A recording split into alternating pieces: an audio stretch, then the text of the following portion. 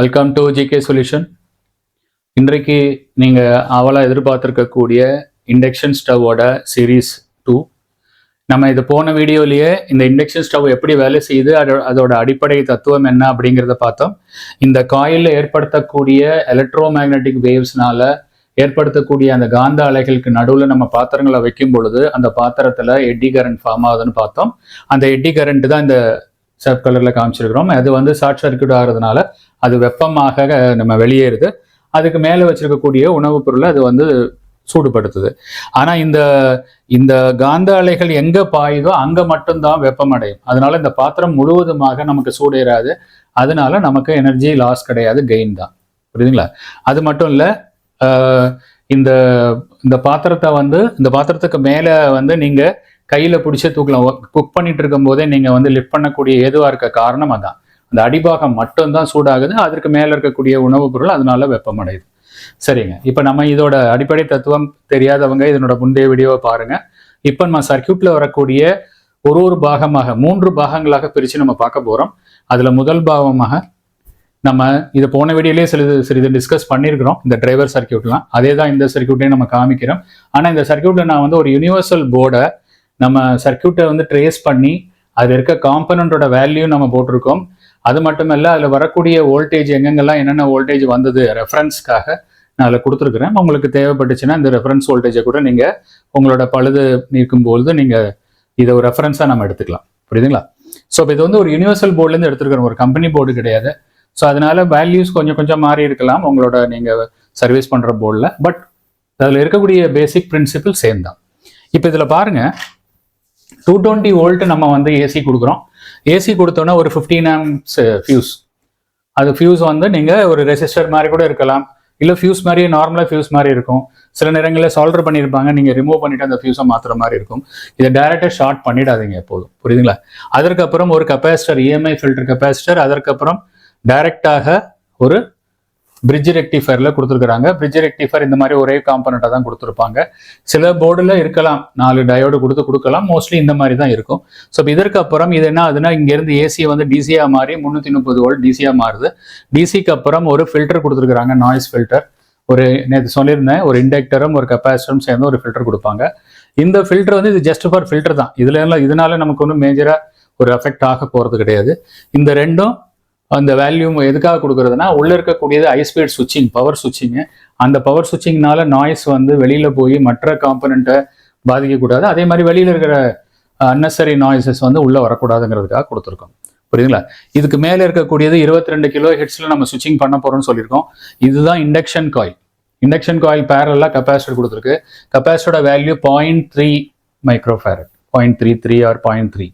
இது நீங்கள் அதே மைக்ரோஃபேரட், நீங்கள் அதை வோல்டேஜ் எத்தனை வோல்டேஜ் கொடுத்துருக்குறாங்க, 200 வோல்ட்டுக்குள்ள வேல்யூ கொடுத்துருக்காங்க, அதே இது நீங்கள் மாற்றிக்கலாம். எப்பொழுதும் இந்த கெப்பாசிட்டர் மாற்றுங்க, அது வீக் ஆகிறதுக்கு வாய்ப்பு இருக்குது. இல்லாட்டி நீங்கள் எடுத்து மல்டிமீட்டரில் கூட எவ்வளோ எம்எஃப்டி வருதுங்கிறத கூட செக் பண்ணிக்கலாம். அதே மாதிரி 5 MFD இருக்குது, இதை மாற்றி போட்டுறக்கூடாது. 5 மைக்ரோஃபேரட் இருக்குது, இதை சேஞ்ச் பண்ணி போட்டுறக்கூடாது. இந்த 0.3 ரொம்ப இம்பார்ட்டன்ட். மேடம், நான் ரெசனன்ஸ்க்கான சொன்னேன் இல்லைங்களா, அதோட ரியாக்டன்ஸும் இதோட ரியாக்டன்ஸும் சேமாக இருக்கணும். அது சேமாக இல்லை அப்படின்னா உங்களுக்கு ப்ராப்பராக இருக்காது. அதிகமாக ஒரு சூடேறாமல் அந்த மாதிரி அதிகமான ஐஜிபிடி அடிக்கடி போகக்கூடிய வாய்ப்புகளும் இருக்குது. ஸோ இதுக்கப்புறம் நேராக ஐஜிபிடியோட கலெக்டரில் கொடுத்துருக்குறாங்க. கலெக்டர்ல இருந்து எமிட்டர் வழியாக எர்த்து பண்ணியிருக்காங்க. இப்போ நம்ம ஐஜிபிடி ஆன் பண்ணோம்னா இந்த காயில் சார்ஜ் ஏறும். ஐஜிபிடி ஆஃப் பண்ணியாச்சுன்னா ஏறின சார்ஜ் அப்படியே கெப்பாசிட்டருக்கு போகும், கெப்பாசிட்டர்லேருந்து காயிலுக்கு போகும், அப்படியே ஆசிலேட் ஆகும்னு சொன்னோம். புரியுதுங்களா? குவாசி ஆசிலேட்டர்னு சொல்லியிருக்கிறோம். இந்த சிஸ்டம் ஒரு ஐஜிபிடி யூஸ் பண்ணுறதுக்கு குவாசி ஆசிலேட்டர்னு சொல்கிறோம். புரியுதுங்களா? குவாசி ரெசனன்ட் ஆசிலேட்டர்னு சொல்கிறோம். ஸோ இப்போ இது மூலியமாக நம்ம இதை சுவிட்சிங் பண்ணுறோம். இதை பற்றி டீட்டெயிலாக நம்ம போன வீடியோவில் பார்த்துருக்கோம். அதோட டிரைவ் சர்க்கியூட் பார்த்தீங்கன்னா இங்கே கொடுத்துருக்குறோம். டிரைவ் சர்க்கியூட் நம்ம முன்னாடியே பார்த்துருக்கோம். காம்ப்ளிமெண்ட்ரி புஷ் புல்னு சொல்லுவாங்க.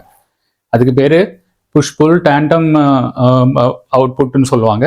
அது எப்படி பார்த்தாலும் நமக்கு இது என்னன்னா ஒரு பிஎன்பி என்பிஎன் வரும். பிஎன்பியில் எப்படின்னா அந்த நடுவில் இருக்க எழுத்து என்பிஎன் பின்னா அந்த பியில் பாசிட்டிவ் அது கண்டக்ட் ஆகும். என்பிஎன்னாக இருந்துச்சுன்னா பாசிட்டிவ், பிஎன்பியாக இருந்தால் நடுவில் இருக்கக்கூடிய பேஸ் மைனஸாக இருந்தால் அது கலெக்டிவ் டைமீட்டர் கண்டக்ட் ஆகும். அப்படியே வச்சுக்கோங்க, அது ரொம்ப ஈஸியாக புரிஞ்சுக்கலாம். ஸோ அது இந்த மாதிரி தான். இதை பற்றி எப்படி ஒர்க் பண்ணுதுங்கிறது, டிரைவர் சர்க்யூட் ஒர்க் பண்ணுதுங்கிறது போன வீடியோலயே நம்ம தெளிவா பார்த்துருக்கிறோம். இதுல நான் வேல்யூஸ் எல்லாம் போட்டிருக்கிறேன். இது பாருங்க 3.9K 100 ohms இது எப்படி வருதுங்கிறதுக்கு அந்த வேல்யூ போட்டிருக்கிறோம். அங்க இருக்கக்கூடிய வோல்டேஜையும் நான் ஒரு ரெஃபரன்ஸ்க்காக கொடுத்துருக்கிறேன். நீங்க இதை மெஷர் பண்ணிக்கலாம். இந்த சர்க்யூட் உங்களுக்கு தொந்தரவு கொடுத்துச்சுன்னா இதை அப்படியே கட் பண்ணிட்டு இதை ஒரு பிசிபியில், காமன் பிசிபியில் ஒன்று செஞ்சு வச்சிருந்தீங்கன்னா அதை வந்து நீங்க அழகா இதுல இருந்து நம்ம எடுத்து கொடுத்துடலாம். 3 ஒயர் தான். 3 ஒயர்ல இங்க ஒரு ஒயர், இங்க ஒரு ஒயர், இங்க ஒரு ஒயர், 3 ஒயரை கொடுத்தீங்கன்னா இந்த போர்டை தனியா செஞ்சு வச்சுக்கிட்டீங்கன்னா ரொம்ப ஈஸி. இதுக்காக அந்த போர்டுக்குள்ள அந்த டிரான்சிஸ்டரை வந்து சில நேரங்களில் சர்ஃபேஸ் மவுண்டடாக இருக்கும். அப்போ அதெல்லாம் இருக்கும்போது நீங்கள் தனியாகவே இந்த சர்க்யூட்டை வந்து நீங்கள் செஞ்சு வச்சுட்டிங்கன்னா ரொம்ப எளிதாக அதை பழுது பார்க்குறது ஈஸியாக இருக்கும். இல்லை டெஸ்ட் பண்ணுறது கூட ரொம்ப எளிதாக இருக்கும். ஸோ இப்போ இந்த டிரான்சிஸ்டர்லாம் நீங்கள் இதில் என்ன பிரச்சனைனா இந்த பிஎன்பி என்பின்னு மாற்றி மாற்றி போட்டுறக்கூடாது. அந்த லெக்கை கூட அதில் போர்டில் வந்து யூனிஃபார்மாக இருக்காது. அது கொஞ்சம் திரும்பி அது இருக்கும். நீங்கள் கழட்டி மாட்டும் போது கலெக்டர், எமிட்டர், பேஸு ரொம்ப பார்த்து மாட்டுங்க. அதுதான் ரொம்ப முக்கியம். இதுவே நானே 2-3 தடவை நம்ம கழட்டிட்டு திருப்பி போடும்போது தப்பாக போட்டோம். அதை கலெக்டரை மீட்டரை மாற்றி கொடுத்துருவோம். அது வேலை செய்யாது. ஸோ அதனால அது கழட்டும் போது எப்படி இருக்குன்னு பார்க்கறது ஒரு மெத்தட். ஃபோட்டோ எடுத்துட்டு, இல்லைன்னா நீங்கள் ஒரு டிரான்சிஸ்டரை வாங்குறீங்க, பிஎன்பி எந்த டிரான்சிஸ்டர்னா போடலாம் அதுக்கு ஈக்குவலண்டா. அந்த பிஎன்பி என்பின்னு போடும்பொழுது கலெக்டர், எமிட்டர், பேஸை வந்து கரெக்டாக அதை மெஷர் பண்ணி அது எது டேட்டா ஷீட்டை வச்சு பார்த்து ப்ராப்பராக நீங்கள் சால்வ் பண்ணுங்க. ஏன்னா டிராயிங் சர்க்யூட்டில் பார்க்கையில ரொம்ப எளிதாக இருக்குது. அது பிசிபியில் பார்க்கையில கொஞ்சம் கன்ஃபியூஷனாக இருக்கும். அந்த பொசிஷன் லொக்கேஷன்லாம் கொஞ்சம் கன்ஃபியூஷனாக இருக்கும். அதனால சொன்னேன். சரிங்க, இப்போ இதில் வந்து இந்த டயோடு வந்து ப்ரொடெக்ஷன் டயோடுங்க. அது ரிவர்ஸ் ப்ரொடெக்ஷன் டயோடுக்காக கொடுத்துருக்காங்க. இதில் நமக்கு இங்கே தான் சிக்னல் கொடுக்க போகிறோம். இதில் தான் பல்ஸ் வித் மாடுலேஷன் சிக்னல் நம்ம வந்து கொடுக்க போகிறோம். நார்மலாக அந்த சிக்னல் எப்படி வரும்னா இந்த மைக்ரோ கண்ட்ரோலர்லேருந்து அவுட்புட் வரும்னு சொன்னேன். அதில் வந்து என்ன பண்ணியிருக்காங்கன்னா எர்த்து பார்த்தீங்களா, கிரவுண்டை வந்து ஒரு சுவிட்ச் மூலியமாக கொடுத்துருக்காங்க. கிரவுண்டை வந்து சுவிட்ச். அப்போ இந்த மைக்ரோ கண்ட்ரோலர் என்ன பண்ணுது, இந்த சர்க்யூட் சிஸ்டத்துக்கு கிரவுண்டு கொடுக்கும். எப்பெல்லாம் கிரவுண்டு தேவைப்படுதோ அப்போ கிரவுண்டு கொடுக்கும். கிரவுண்ட் இல்லாத நேரத்தில் ஒன்றுமே கொடுக்காது, ஃப்ளோட்டிங் வோல்டேஜாக விட்டுரும். புரியுதுங்களா? இந்த ஐசியிலேருந்து எதுவுமே வராது. ஆனால் நீங்கள் மெஷர் பண்ணும்போது அந்த வோல்டேஜ் தெரியாது. ஹை ஃப்ரீக்வன்சியில் சுவிட்ச் ஆகும்போது மல்டிமீட்டரால் உங்களால் சென்ஸ் பண்ண முடியாது. 0 வோல்ட் தான் காமிக்கும். அதனால தான் ஆசிலோஸ்கோப்பில் பார்த்தீங்கன்னா உங்களுக்கு அந்த பல்ஸ் தெரியும். இது ஆசிலோஸ்கோப்பில் பார்த்தீங்கன்னா தெரியும். அதுவுமே மைனஸ் தானே வருது. இப்போ நீங்கள் ஒரு பல்ஸ் மாதிரி ப்ளஸ் மைனஸ்னு வந்துச்சுன்னா உங்களுக்கு தெரியும். அது வந்து ஒரு 0 வோல்ட்டாக தான் நம்ம காமிக்க போகுது. ஓகே, இப்போ இது வந்து 0 வோல்ட் வர்றதுனால இதில் வோல்ட்டே வரலைன்னா நான் சொன்னது போல் இங்கேருந்து புல்லப் வழியா இதுக்கு பாசிட்டிவ் கிடைக்கும். இது பாசிட்டிவ் கிடைச்சுன்னா இது என்பிஎன்னு கண்டக்ட் ஆகிடும். கண்டக்ட் ஆகும்போது இந்த கிரவுண்டு வந்து இந்த லைனுக்கு வந்துடும். அந்த புல்லப்பை 0 பண்ணி இங்கேயும் எல்லாத்துலேயும் புல்லப் கொடுத்துருக்குறாங்க. அந்த புல்லப்பை 0 பண்ணி இந்த 2 பேஸ்லையும் 0 வோல்ட் வரும். 0 வோல்ட் வந்துச்சுன்னா நெகட்டிவ் வோல்ட், 0ங்கிறது நெகட்டிவ் வோல்ட்டுங்க. நெகட்டிவ் வோல்ட் வந்துச்சுன்னா பிஎன்பி தான் கண்டக்ட் ஆகும்னு சொன்னேன். ஸோ பிஎன்பி கண்டக்ட் ஆகும். கண்டக்ட் ஆகும்போது இந்த கிரவுண்டு வந்து இந்த சென்டர் பாயிண்ட்டுக்கு போயிடும். சென்டர் பாயிண்ட்லேருந்து இங்கே கேட்டுக்கு கிரவுண்டு போயிடும். அப்போ இங்கே சிக்னல் எதுவும் கொடுக்கல அப்படின்னா அங்கே கேட்டுக்கு வந்து இங்கே எதுவும் சிக்னல் கொடுக்கலன்னா இங்கே கேட்டுக்கு எந்த சிக்னலும் போகாது. இங்கே நம்ம கிரவுண்டு கொடுத்துட்டோம்னா கேட்டுக்கு சப்ளை போயிடும். இங்கே எதுவுமே கொடுக்கலன்னா கேட்டுக்கு எதுவுமே போகாது. இங்கே கிரவுண்டு கொடுத்துட்டோம், அந்த சுவிட்சை ஆன் பண்ணிட்டோம்னா அங்கே கேட்டுக்கு சப்ளை போயிடும். சப்ளை போய் ஐஜிபிடியை ஆன் பண்ணிட்டோம். ஆன் பண்ணால் உங்களுக்கு தெரியும் என்ன நடக்கும்ட்டு. இது சார்ஜ் ஆசிலேஷன் ஸ்டார்ட் ஆகிடும். இப்போ நான் சொன்னது போல் 0 கிராசிங்கை பற்றி நான் பார்க்கணும். அதை இந்த வீடியோவில் நம்ம வந்து 0 கிராசிங் சென்சார் பார்க்கல. நெக்ஸ்ட் வீடியோவில் நம்ம வந்து 0 கிராசிங் சென்சார் எங்கேருந்து எடுக்கிறாங்க, எப்படி எடுக்கிறாங்க, அதை எப்படி சென்ஸ் பண்ணிக்குது அப்படிங்கிறத பார்க்கலாம். ரொம்ப சர்க்யூட் பார்க்கையில ரொம்ப எளிதாக தான் இருக்கும். நீங்கள் புரிஞ்சுக்கிட்டீங்கன்னா நீங்கள் பழுது நிவர்த்தி பண்ணும் பொழுது உங்களுக்கு ரொம்ப எளிதாக இருக்கும். இதனால இந்த ப்ராப்ளம் வரலாம் அப்படிங்கிறத நீங்கள் கெஸ் பண்ண முடியும். புரியுதுங்களா? ஸோ அதனால தான் சொன்னேன், இந்த பல்பு வச்சு பார்க்குறதுலாம் நீங்கள் வந்து ட்ரை பண்ணுங்க. எனக்கு தெரிஞ்சு அது ஒரு ப்ராப்பரான மெத்தட் கிடையாது. நிறைய வீடியோவில் நான் பார்த்துருக்குறேன். இந்த சீரீஸில் ஒரு பல்பை போட்டு விட்டு அது ஆன் ஆஃப் ஆகுதை காமிக்கிறாங்க. பட் அது வந்து அது அந்த மாதிரி பண்ணும்போது ஐஜிபிடி போகாது. பட் நீங்கள் லோட் பண்ணும்போது ஐஜிபிடி போயிடும். சரிங்களா? சரி, இந்த செக்ஷன் நம்ம ஆல்ரெடி பார்த்தாச்சு. இப்போ எதுக்காக அதை திருப்பி சொன்னோம்னா அதில் வேல்யூஸ் எல்லாம் நம்ம போட்டிருக்கிறோம், வோல்டேஜ் எல்லாம் போட்டிருக்கிறோம். அதற்காக தான் நம்ம இதை பற்றி சொன்னோம். சரிங்க, இப்போ இது போக இந்த சர்க்யூட்டில் நம்ம என்ன அடிஷ்னலாக என்ன விவாதிக்க போகிறோம்னா, இதற்கு முன்னாடி பார்த்தீங்கன்னா 2 டயோடு போட்டு எடுக்கிறாங்க பாருங்க.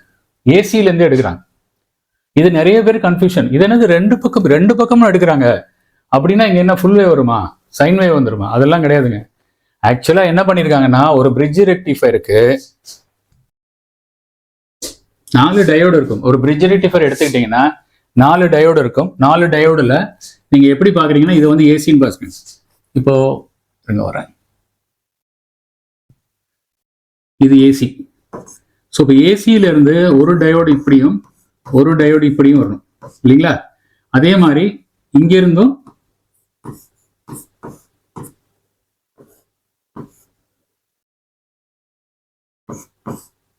இப்படி வரும். இது வந்து பிளஸ், இது மைனஸ். ஸோ இப்போ இது ஏசி.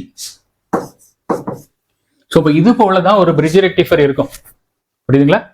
ஸோ இந்த பிரிட்ஜ் ரெக்டிஃபையர்ல இந்த ரெண்டு டயோட இதுல இருந்து எடுத்துக்குவாங்க, இந்த ரெண்டு டயோட, புரியுதுங்களா? இப்போ இந்த ரெண்டு டயோட என்ன பண்ணிருக்காங்கன்னா இந்த இதுல இருந்து எடுத்துக்குவாங்க, மிச்ச ரெண்டு டயோட இந்த ரெண்டுல எடுத்துருக்காங்க. அப்பனா என்ன அர்த்தம்?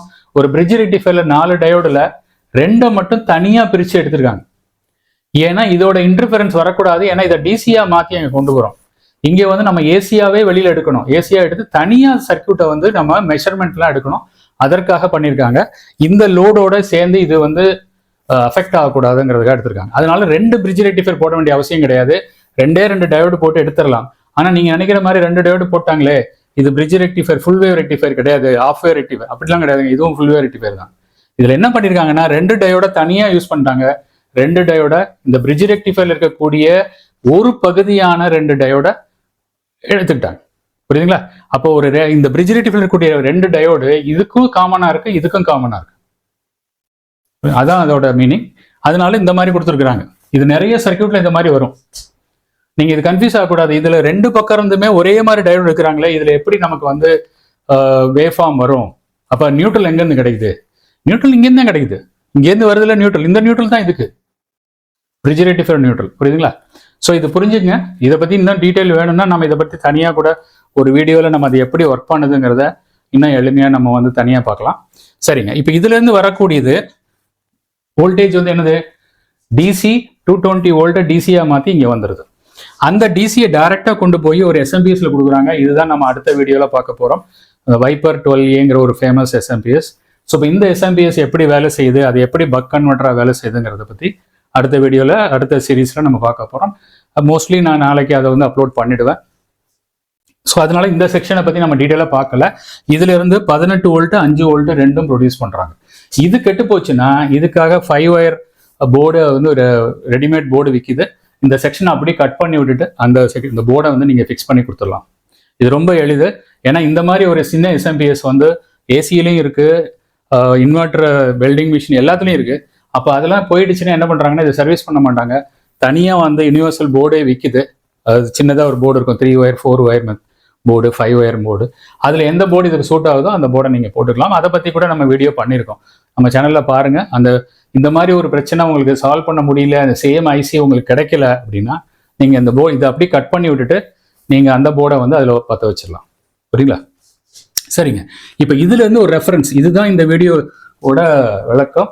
இதுல இருந்து ஒரு ரெஃபரன்ஸ் எடுக்கிறாங்க. எதுக்காகனா, இப்போ நான் இதை அழிச்சிடுறேன்.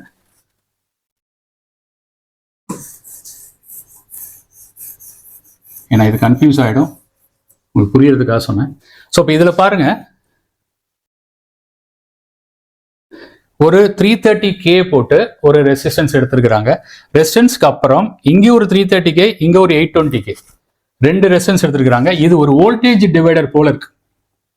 இந்த ரெசிஸ்டன்ஸ் இந்த ரெசிஸ்டன்ஸ் சேர்த்து வோல்டேஜ் டிவைடர், புரியுதுங்களா? இப்போ வோல்டேஜ் டிவைடர்ல நீங்க எப்படி கால்குலேட் பண்ணணும்னா இந்த ரெசிஸ்டன்ஸ் சேர்த்துக்கணும்.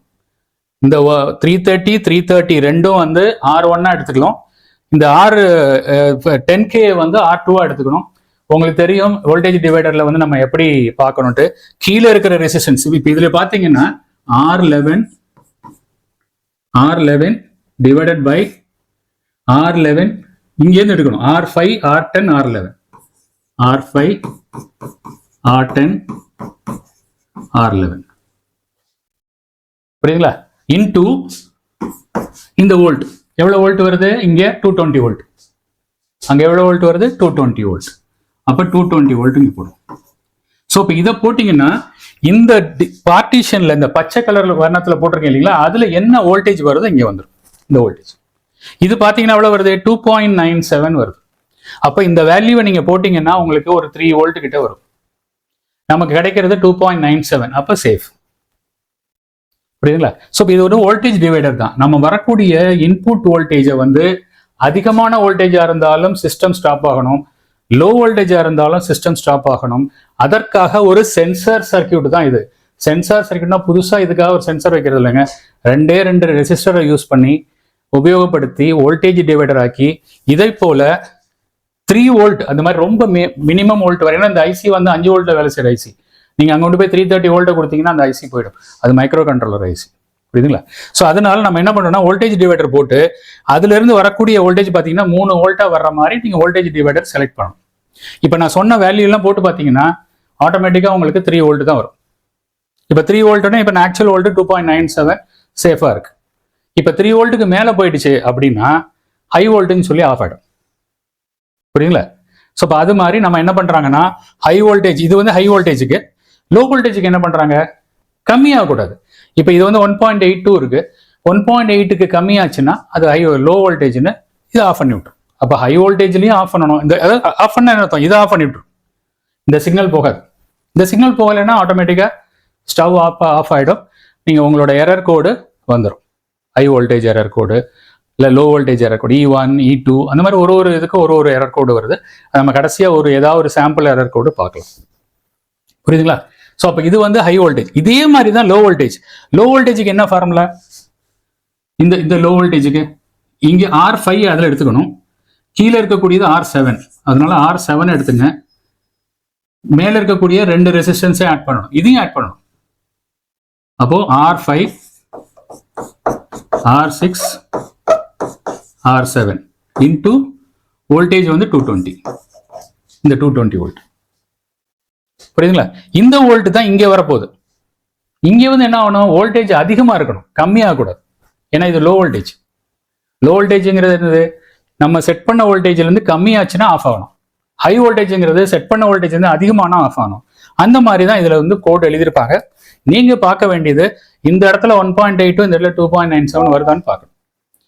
அந்த 1.82 2.97 வரலன்னா இந்த ரெசிஸ்டன்ஸ் ஏதாவது போயிருக்கும், இல்லை இந்த கெப்பாசிட்டர் ஷார்ட் ஆயிருக்கலாம், இல்லை இந்த ரெசிஸ்டன்ஸ் ஏதாவது போயிருக்கும், புரியுதுங்களா? ஸோ இப்போ இந்த டயோடு போயிருக்கலாம். டயோடு போச்சுன்னா இந்த எஸ்எம்பிஎஸ்ஸே வேலை செய்யாது. ஸோ இப்போ இந்த மாதிரி தான் நீங்கள் வந்து ட்ரபிள் ஷூட் பண்ணணும். எந்த செக்ஷன் வேலை செய்யும், இப்போ இது வேலை செய்யுதுன்னா இந்த போர்ஷன் பூரா நல்லா இருக்கு, புரியுதுங்களா? அப்போ லோ வோல்டேஜ் வேலை செய்யுதுன்னா இந்த செக்ஷன் நல்லா இருக்கு, அப்போ இது மட்டும் தான் போயிருக்கும். ஸோ அப்போ அது மாதிரி நீங்கள் ஒரு செக்ஷனையா எளிதாக பார்க்கலாம். இது சர்க்கியூட்ல பார்க்கல கொஞ்சம் எளிதாக இருக்கு. பட் அங்கே வந்து இந்த காம்பனண்ட்டை நீங்கள் ட்ரேஸ் பண்ணி கொண்டு போகணும். அதில் வந்து என்ன வாட்டேஜ் கொடுத்துருக்காங்களோ அந்த வாட்டேஜ் கொடுத்துங்க. இதில் பாருங்க 1 வாட் கொடுத்துருக்காங்க, இங்கெல்லாம் நார்மல் கொடுத்துருக்காங்க. என்ன வாட்டேஜ் கொடுத்துருக்குறாங்களோ நீங்கள் மாற்றும் பொழுது அந்த ரெசிஸ்டன்ஸ் வேல்யூவை தயவு செஞ்சு மறுபடியும் சொல்கிறேன், அந்த ரெசிஸ்டன்ஸ் வேல்யூவை பக்காவாக கரெக்ட் வேல்யூவை போடுங்க. நீங்கள் நல்ல குவாலிட்டி கம்பெனியோட ரெசிஸ்டன்ஸை வாங்கி போடுங்க, இல்லை நீங்கள் மெஷர்மெண்ட் எடுத்து போடுங்க. மல்டிமீட்டரில் கரெக்டான ஓம்ஸ் இருக்கா அப்படிங்கிறத பார்த்து போடுங்க. ஏன்னா இந்த வேல்யூ நீங்கள் மாற்றினீங்கன்னா இங்கே இருக்கிற வேல்யூ மாறும். இது மாறுச்சுன்னா திருப்பி அது வந்து எரர் கோடில் ஆஃப் ஆகும். ஏன் ஆஃப் ஆகுதுன்னு உங்களுக்கு தெரியாது. ஏன்னா ரெசிஸ்டன்ஸ்லாம் நல்லா இருக்கு, ஏன் ஆஃப் ஆகுதுன்னு தெரியாது. ஏன்னா அந்த வோல்டேஜ் டிவைடர் முழுவதுமாக அதோட ரெசிஸ்டன்ஸ் வேல்யூவை வச்சு தான் அது வேலை செய்யுது. அதனால நீங்கள் 2-3 ரெசிஸ்டன்ஸை மெஷர் பண்ணி எது உங்களுக்கு ப்ரெசிஷனாக கரெக்டாக இருக்கோ அந்த ரெசிஸ்டன்ஸை போடுங்க, புரியுதுங்களா? ஸோ இப்போ இதுதான் வந்து ஒரு சிஸ்டத்தில், இந்த சிஸ்டத்தில் எப்படி ஹை வோல்டேஜ் லோ வோல்டேஜை சென்ஸ் பண்ணி எப்படி ஆஃப் பண்ணுறாங்க அப்படிங்கிறதுக்கான சர்க்கியூட், புரியுங்களா? கண்டினியூஸாக மானிட்டர் பண்ணுங்க. அடுத்த வரக்கூடிய வீடியோவில் இந்த எஸ்எம்பிஎஸை பற்றி பார்க்க போகிறோம். அது எப்படி வேலை செய்யுது, அதோட அடிப்படை தத்துவம், பக் கன்வெர்ட்டர் எப்படி வேலை செய்யுது, அந்த பக் கன்வெர்ட்டரை இது எப்படி பொறுத்துறாங்க அதோட அப்படிங்கிறத பற்றி பார்க்க போகிறோம். சர்க்கியூட்டாக பார்த்தீங்கன்னா உங்களுக்கு கன்ஃபியூஷனாக இருக்கும். ஆனால் நான் அடுத்து சொல்லக்கூடிய அந்த அந்த பக் கன்வெர்ட்டரோட சேர்த்து சொல்லும் பொழுது ரொம்ப எளிதாக இருக்கும். நீங்கள் இதுக்காக திருப்பி ஒரு எஸ்எம்பிஎஸை மாற்றணும் அவசியம் இல்லை, அதையே உங்களால் சரி பண்ண முடியும், புரியுதுங்களா? கண்டினியூஸாக மானிட்டர் பண்ணுங்க. இந்த வீடியோவில் அந்த நீங்கள் நண்பர்கள் கேட்டிருக்கு, அவங்களுக்கு நிச்சயமாக ஒரு சாட்டிஸ்ஃபேக்ஷன் இருக்கும். அந்த சர்க்கியூட் விளக்கம் இந்த அளவுக்கு நம்ம வந்து ரொம்ப விளக்கமாகவும் புரிதலுக்கு ஈஸியாக எளிதாக இருக்கிற மாதிரி வண்ணத்துலையும் நம்ம வந்து இந்த மாதிரி சர்க்கியூட்டை இன்னும் ஒரு 3 பாகங்களாக பிரித்து நம்ம பார்க்கலாம். கண்டினியூஸாக மானிட்டர் பண்ணுங்கள். அடுத்த வீடியோவில் விரைவில் சந்திக்கலாம் நண்பர்களே. தேங்க்ஸ் ஃபார் வாட்சிங்.